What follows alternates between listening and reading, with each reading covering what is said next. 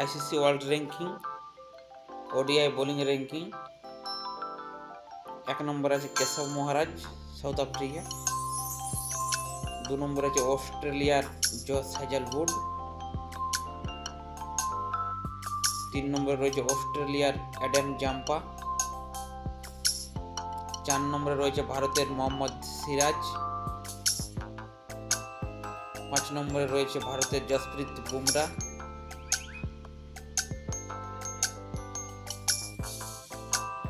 6 নম্বরে রয়েছে আফগানিস্তানের মোহাম্মদ নবী এবং 7 নম্বরে রয়েছে পাকিস্তানের শাহিন আফ্রিদি। 8 নম্বরে রয়েছে আফগানিস্তানের রশিদ খান এবং 9 নম্বরে রয়েছে ভারতের স্পিনার কুলদীপ যাদব। 10 নম্বরে রয়েছে ট্রেন্ট বোল্ট নিউজিল্যান্ডের। চ্যানেলটি ভালো লাগলে সাবস্ক্রাইব করে দেবেন। ক্রিকেটের যে কোনো লেটেস্ট নিউজ এই চ্যানেলে আপনারা পাবেন।